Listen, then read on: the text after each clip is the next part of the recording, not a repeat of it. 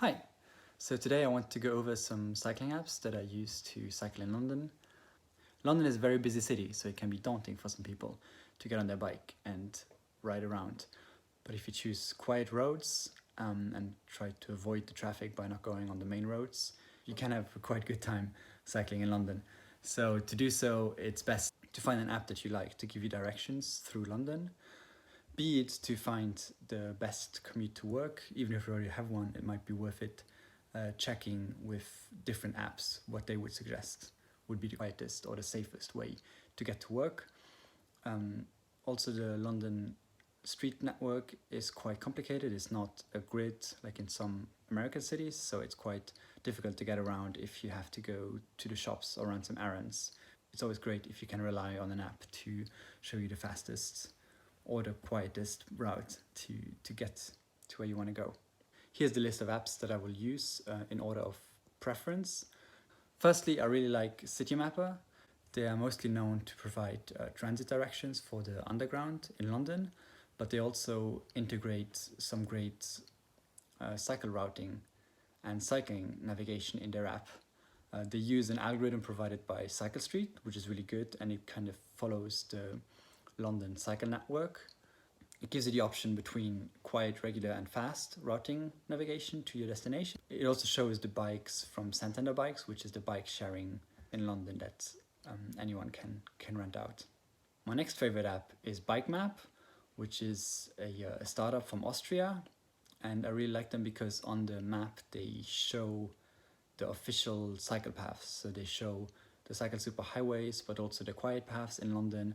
And they also show the national cycle network with the big routes that go all around the UK, and they have similar routes in the rest of Europe as well. So it's really nice if you want to plan a further trip to first check if there's a bike track already going in that direction that you could simply follow.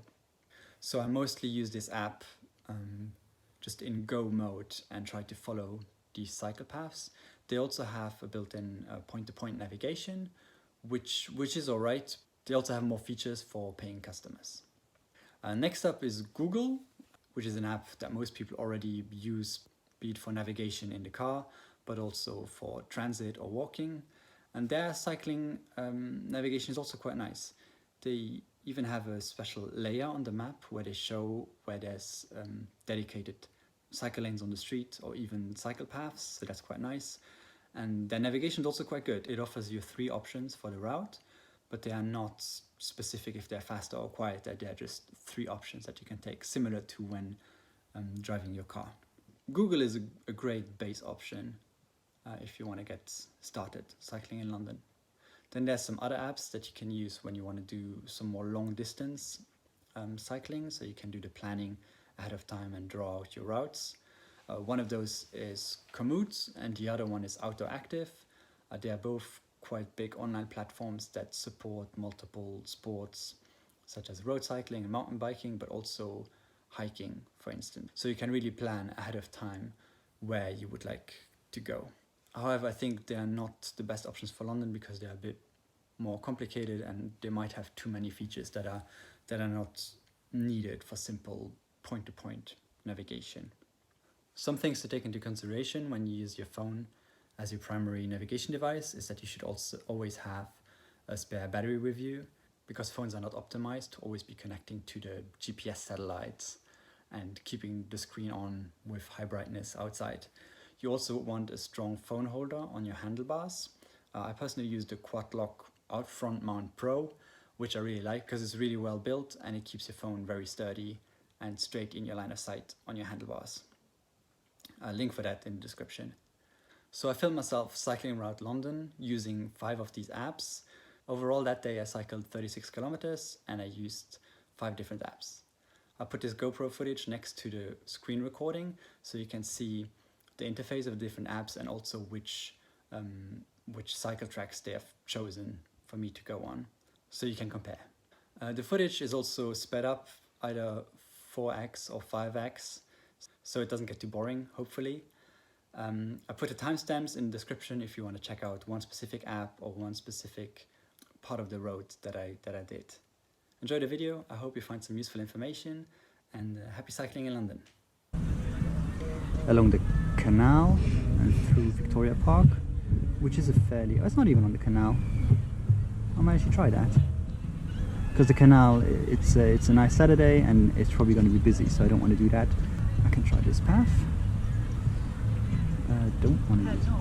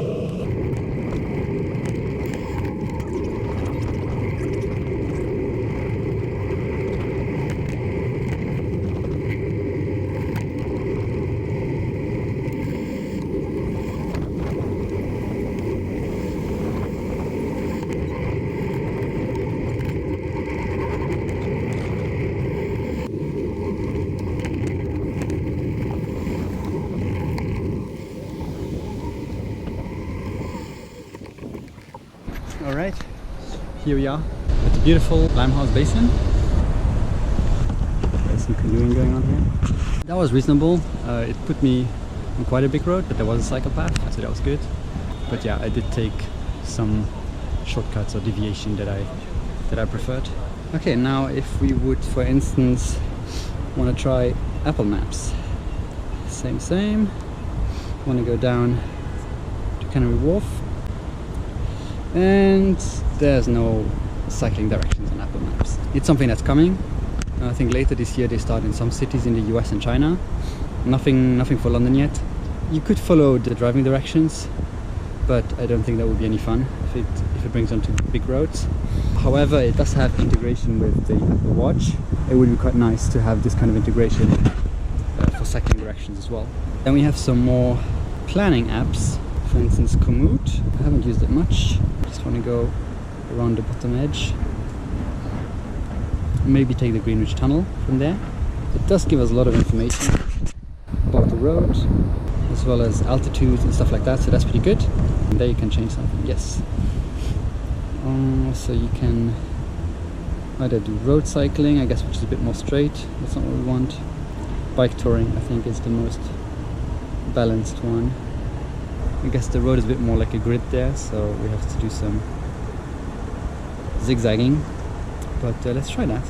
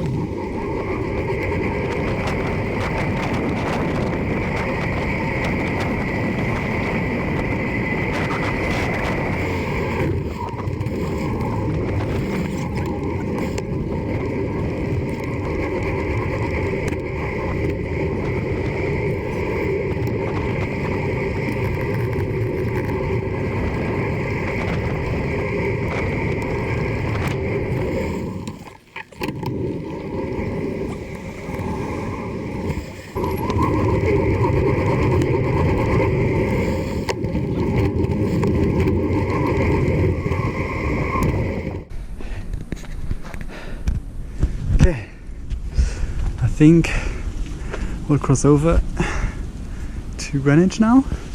The tunnel has been open again since, I don't know, since a few weeks.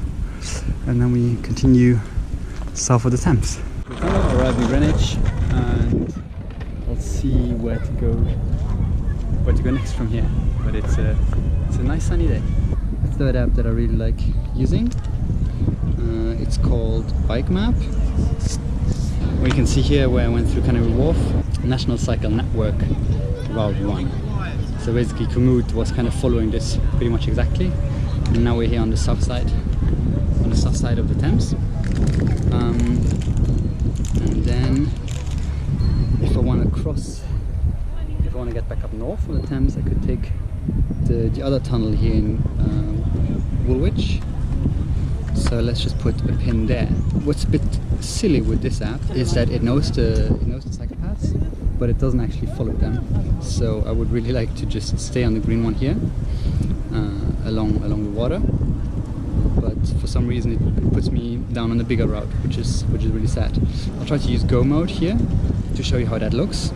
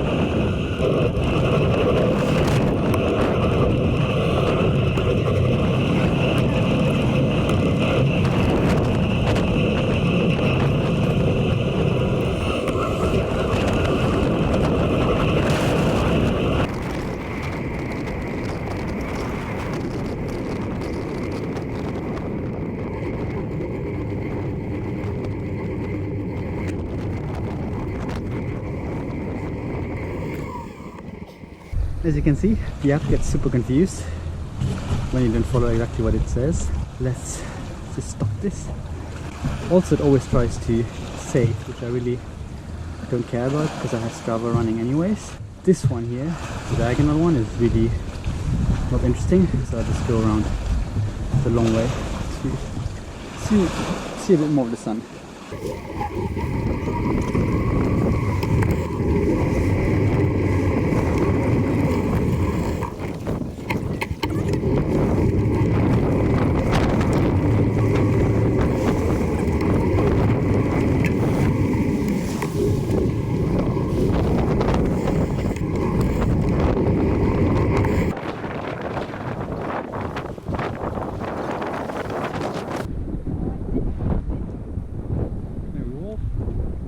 Straight ahead.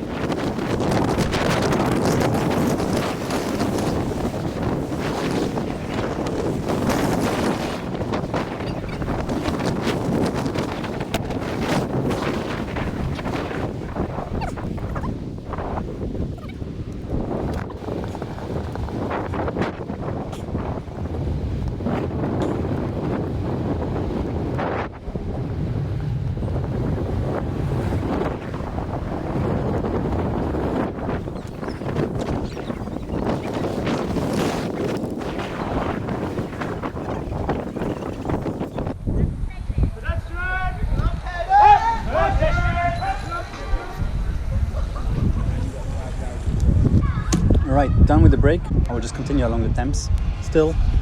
So I don't really need an app to do that, but just to try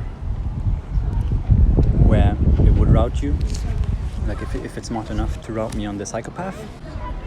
We are not in Luxembourg. We are along the Thames. That was interesting to go around the O2. There's also a pedestrian tunnel, this one here, foot tunnel. Route 2 here. Well, not another app review. Thank you. Okay, just along the water, and we are cycling, and cycle touring is fine. I don't know what the difference is from just bike riding. And then we just want to navigate. We're using OpenStreetMap, which is great.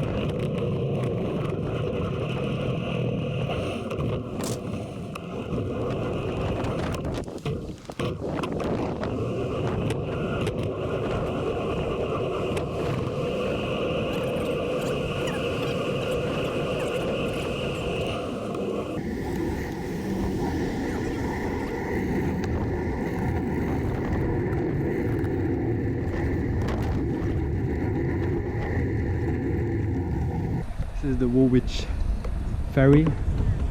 As I understand it, it just goes from one side of the Thames to the other. Not enough traffic to build a bridge, maybe? Don't know.